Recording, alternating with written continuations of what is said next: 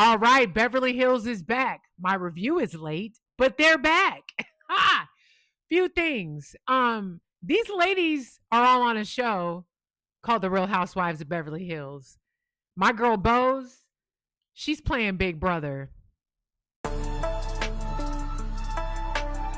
Welcome to the Asia Esterak Hour, where film meets conspiracy and pop culture gets a reality check.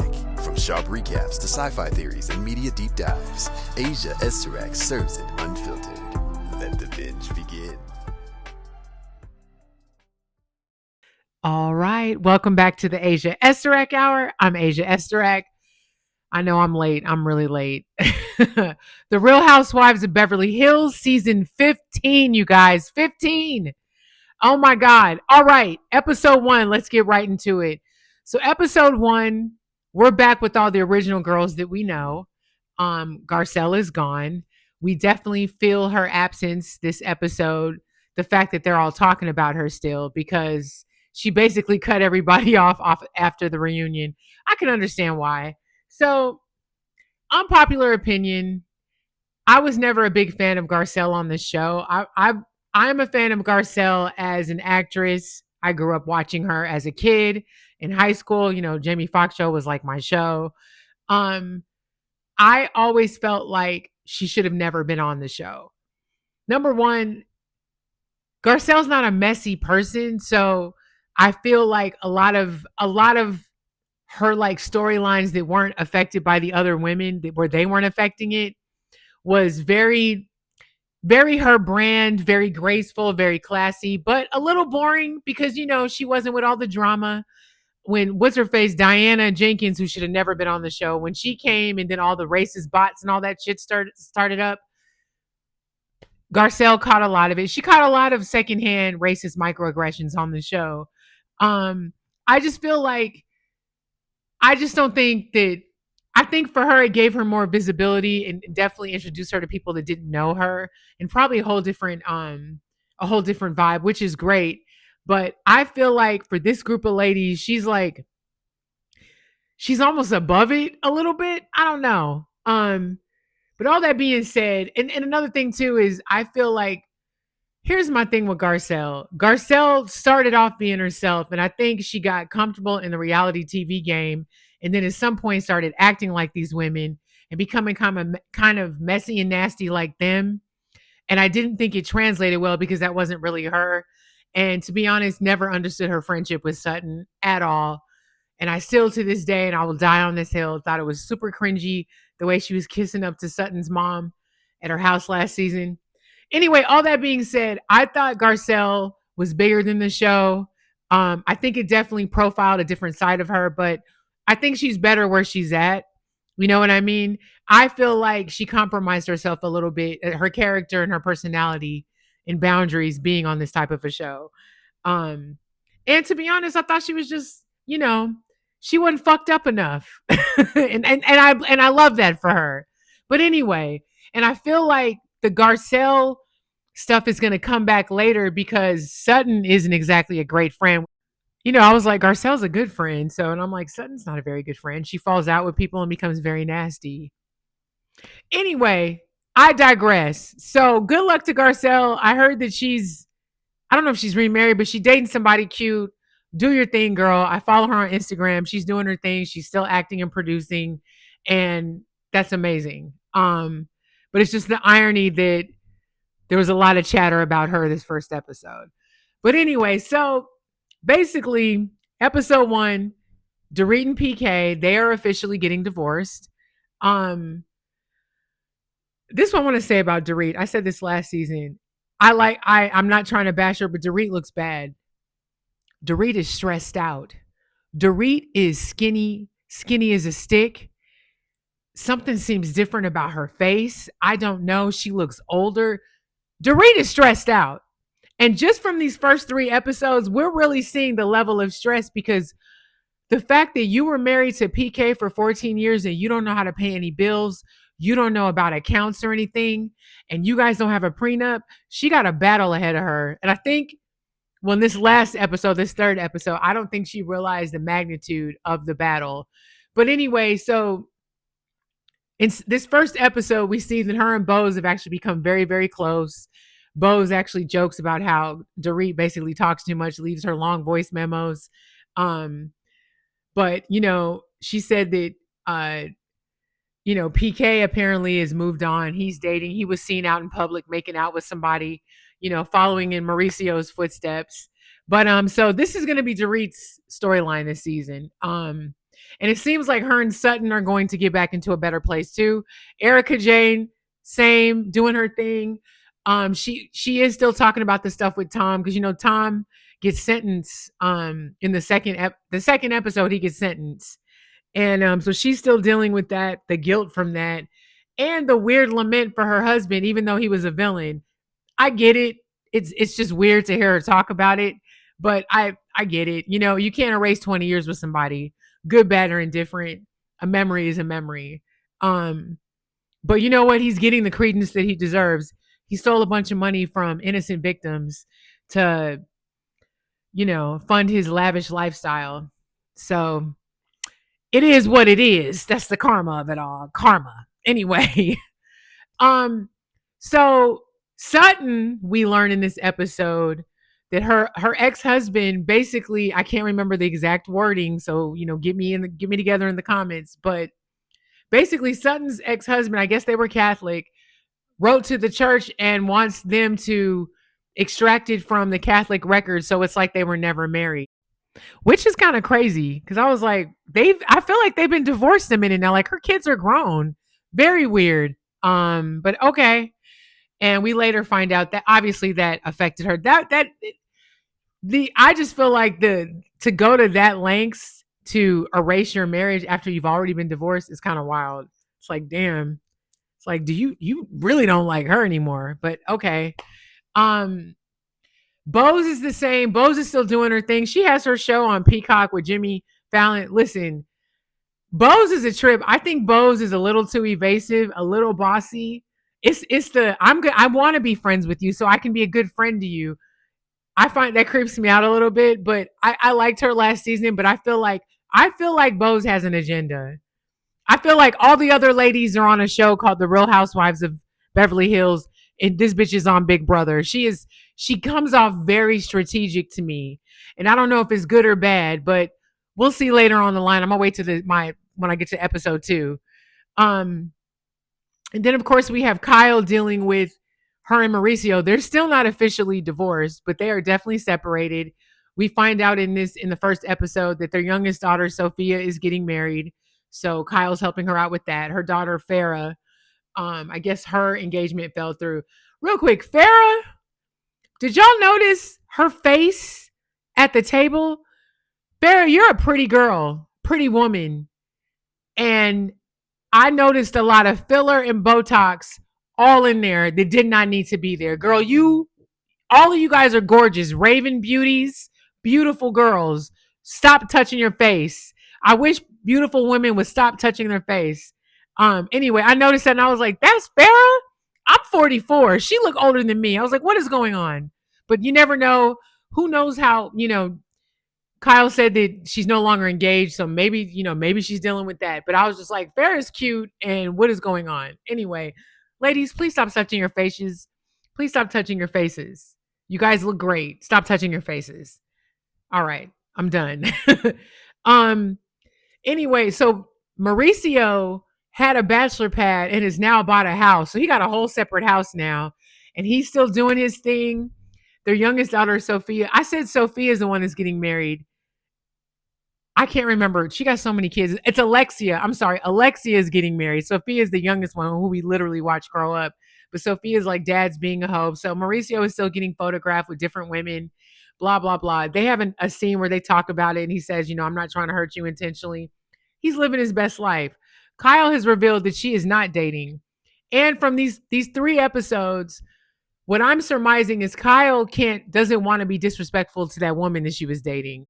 She's definitely alluding to the fact that she was in love with this lady. And I think the woman probably couldn't handle all the public, very public. And, Kyle's a very public figure. Homegirl wasn't. it was a lot. And it sounds like Kyle is lamenting the end of that relationship, which sucks because she's like, you could tell she really liked this woman or loved this woman. So it's good to see Kyle do different things. I do feel bad for her when she is talking about Mauricio. Even that scene with him, I was like, this kind of sucks for her, because he's just doing his thing. But who knows? I don't know. Maybe that's how he's dealing with it. I feel like divorce is it's a loss. You go through the five, what is it, the 7 stages of grief. But anyway, so Rachel Zoe has joined the Real Housewives of Beverly Hills. I love Rachel Zoe. I've been watching Bravo forever. I used to watch the Rachel Zoe Project. If you don't know who she is, she's a fabulous stylist. She's been around for a while. I have a few of her towels and throw blankets here in my apartment. She's great. So Rachel Zoe, we meet her now. She has 2 sons, and her husband are divorced. I think this is the first time on Beverly Hills as a franchise where no one's married. Nobody's married. And the only one in a relationship is Bose. What's his name? Derek. They've been together for what, 3 years now? And they're still trying to have children, by the way. Bose is doing great. Obviously, her daughter Lael, adorable. It's crazy to see her old house because we know that it's gonna burn down. Crazy. But so episode 1 was basically introduction. We actually find out that Rachel Zoe knows Kathy Hilton. Who doesn't know Kathy Hilton? I said it last year, I'll say it again. I don't like Kathy Hilton. I don't. I it's the her calling the gay guy, the DJ dude who happened to be gay because he wouldn't change the music for her. The F word that rhymes with maggots. I can't get past that. I just can't because it's because it was from your heart. That's how you really feel, and I don't like it, and it's gross. And I can understand why Kyle doesn't want to be open about her sexuality. She does talk a little bit about it, but I feel like she catches hell behind the scenes from that sister. Um, might be a little bit of karma from all the stuff that happened with Kim, but nevertheless, people should be allowed to do and live the way they want. Who gives a fuck? Know what I mean? Anyway, so episode 2, we get more into Dorit and PK. We learn in this episode that PK has just stopped paying for certain shit. And she's figuring out what she has to pay. She's complaining about it, obviously. I'm just trying to figure out I'm just trying to figure out what Dorit's income is outside of the TV show. And this is all alleged. This is completely my perspective, but I feel like PK is into some nefarious dealings business wise. That's just the vibe that I get. I always liked PK a little bit more than Dorit. I found him interesting and funny, but he gives me suspicious energy. I always got cheater energy because I'm like, who is gone from their wife for weeks like that at a time? And your kids. I don't know. I think Dorit will come out. She will rise like a phoenix from the ashes after all of this, but she's gonna go on a rough road. The fact that they don't have a prenup is crazy. That shit is crazy. And I get it. They both had nothing when they first got together. What's weird though, in the last episode, she's like, "Well, he was totally broke," and I'm thinking, "Well, are you? Does she come from money? Because I don't recall that." But whatever. I don't know. But Dorit seems like she's using Bose as an emotional support animal or emotional support human, which is weird. But I also think Bose kind of likes that. The vibe I get from Bose is she's gathering information about everyone. Now, I don't get sinister energy from her at all. Absolutely not. But you know what I do get from her? I'm solidifying my motherfucking spot on this show for a while. Years, longevity. It's very obvious she's a performer. And what's interesting about her personality, I think the women genuinely like her. I feel like the other women never really liked Garcelle to begin with. You know what I mean? And I think with Bose, she's probably a little more open and bubbly, but that's not exactly, that could be a little dangerous too, because if you let your guard around, you don't know her. She could be a whole snake. She could be a whole snake in the grass. Who knows? I mean, she's entertaining, but I feel like I think she can be overbearing when it comes to, I want to be a great friend to you. I don't know. That got on my nerves because she was doing that a lot with Kyle. And it's like that's another thing. So Bose is very fixated on Kyle's personal life and what happened with the last relationship. She sat down on several different lunches talking about it. And my thing is, why do you care? Like, if she wants to talk about it, she'll let you know. She'll let you know, love. Um, but anyway, so Rachel Zoe, her storyline, we haven't really got it fully yet, but it seems to be the dealing with the ex-husband. We find out in this episode that her ex-husband was seen taking a photo with another woman too, which was shortly after they got divorced. I think she said like 3 months. Um, her and Sutton kind of bond a little bit. They hang out. I feel like that friendship or whatever may not last. I don't know. But Rachel seems to get along really well with all the ladies, especially Bose. So in this episode, we meet Miss Amanda. Amanda's new. Amanda is was deemed the money queen.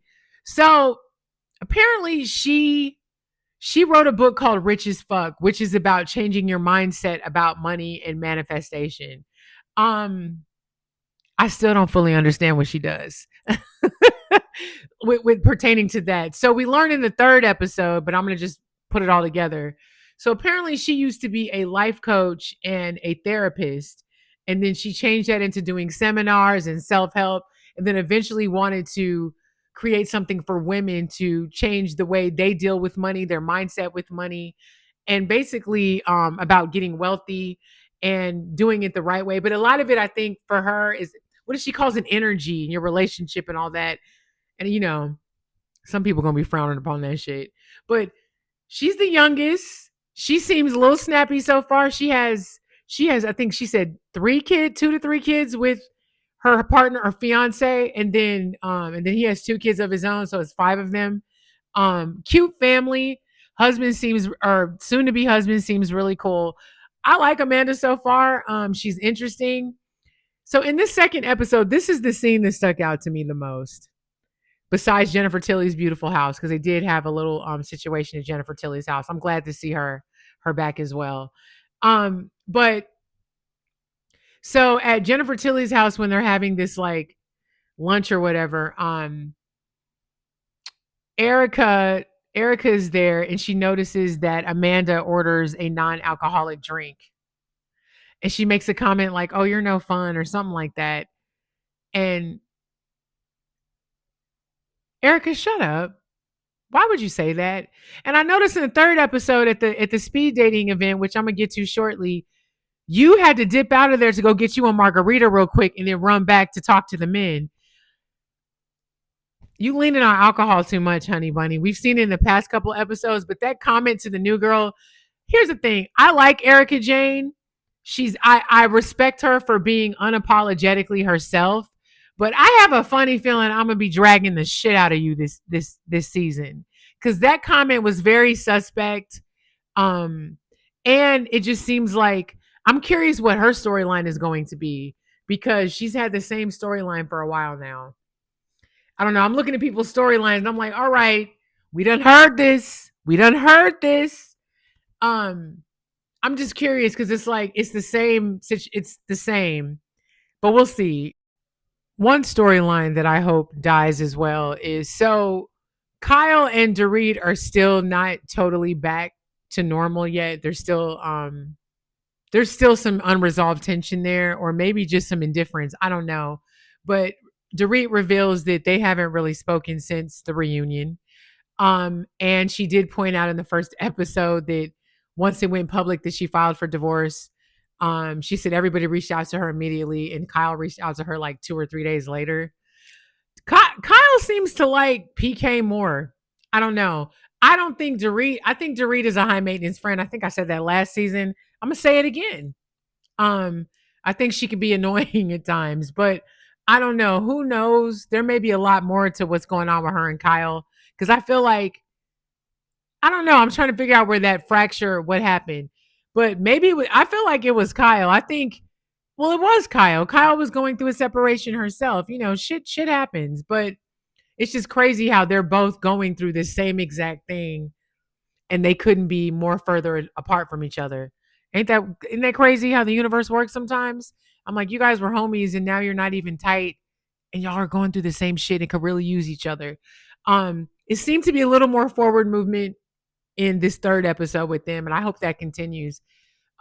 Anytime Kyle talks about the situation with the woman that she was with, it very teary eyed. I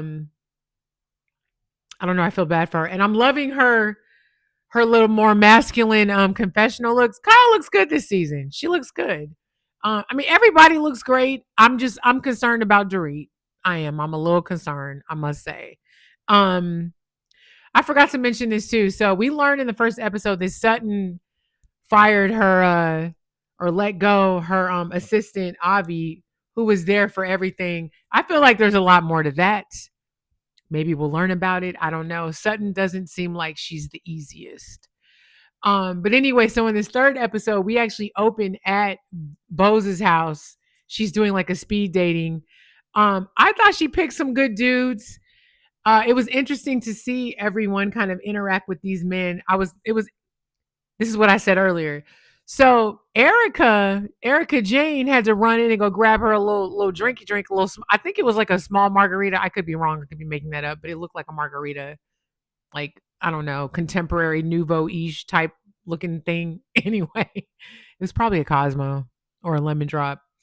My whole point is she had to go get an alcoholic beverage to loosen up. But she did say in the confessional, she said Erica Jane isn't shy at all, but Erica is very shy. We definitely saw it. Um, Interesting scene. It was cool and interesting to see Dorit actually connect with one. I think the guy was from New Zealand. They connected immediately, had a great conversation, and she was like, "I still got it," you know.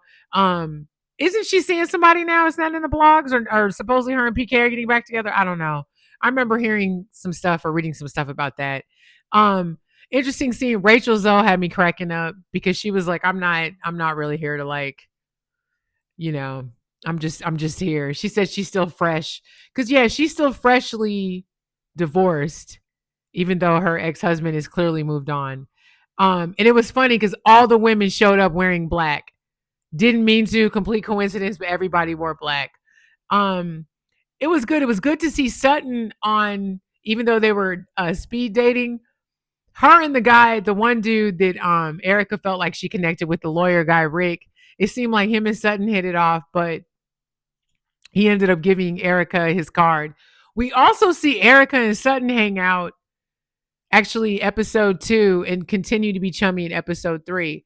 Here's my thing with that though. Everybody is chummy with Sutton until she get mad and then start wailing on you and throwing information about you back in your face.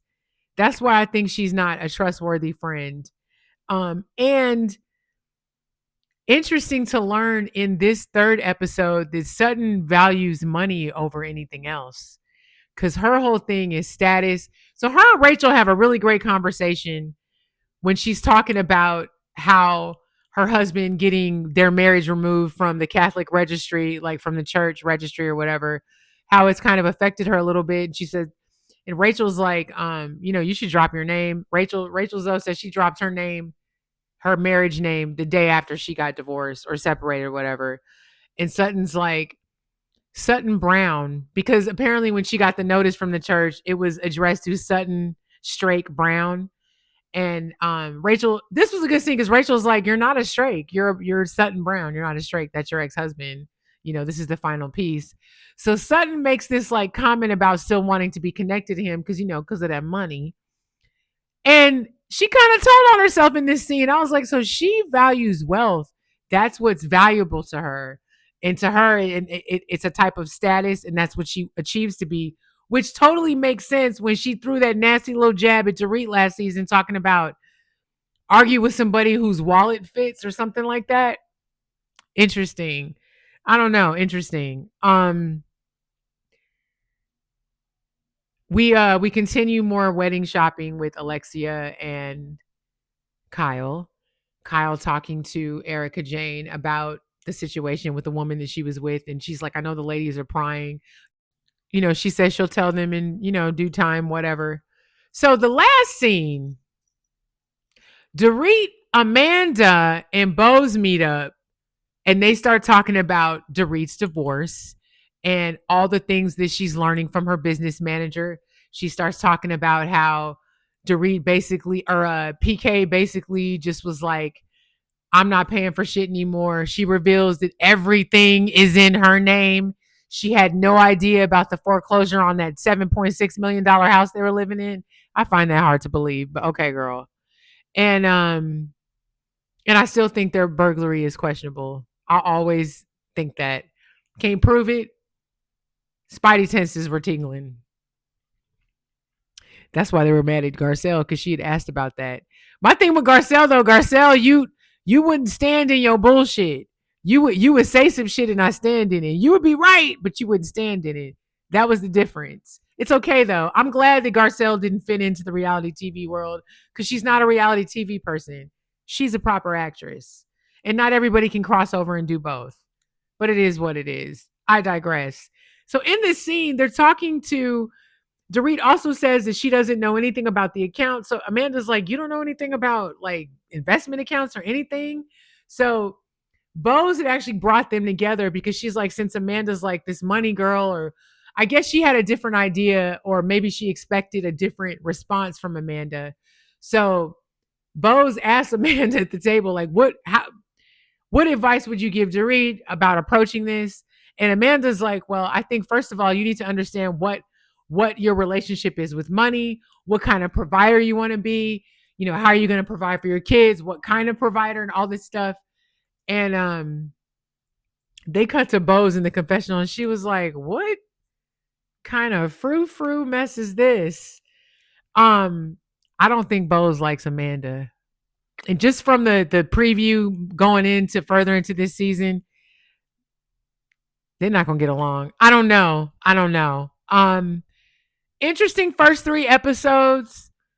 I am obviously enthralled. I'm loving all the fashion. I will say this though. We get that you guys are like super rich, but I'm kind of tired of all the Hermes bags, and this one was $37,000. And I'm like, as an American who doesn't make a shit ton of money, it's weird watching this because it's like, damn. But I'm my own worst enemy because I choose to watch it. You know what I'm saying? I love it. I love seeing all the bags, but it's just like, but I get it. It's a part of the brand. It's a part of the show. It's what we sign up for. Anyway, I'm looking forward to see. Anyway, looking forward to see what next week brings. Actually, no, next week will probably be skipped because Christmas. It next Thursday is Christmas and it airs on Thursday nights. I don't know. Anyway, Real Housewives of Beverly Hills, y'all.